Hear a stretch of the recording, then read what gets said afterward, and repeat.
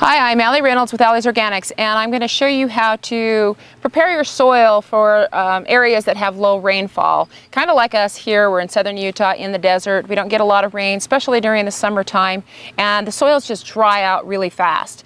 So some things that you can do to your soil is add peat moss to it.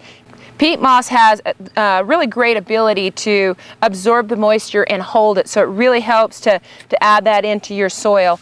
In a 75 square foot area, I'm putting in one large bale, which is 3.8 cubic foot, and then I'm working that into the soil.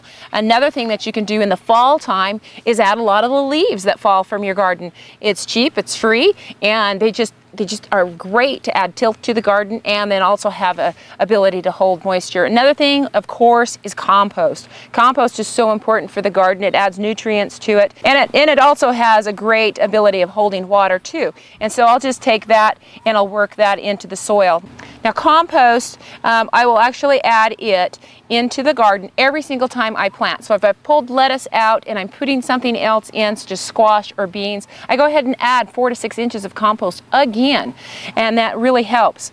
And then compost you can also use as a mulch. So you can take around a small plant and it helps keep the soil cool and moist. Especially when you're first getting started with a new plant like this little guy.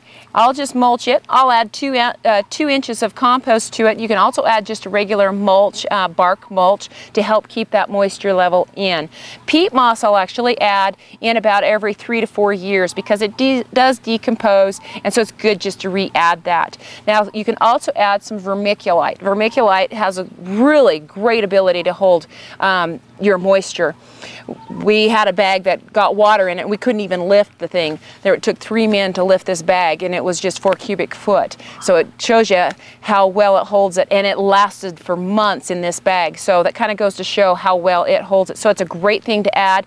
Also adds tilth to your garden, and it just has that ability to hold that moisture so well. So these are just a few simple things that you can do when you don't have enough rainfall and you have a tendency for your soil to dry out quickly.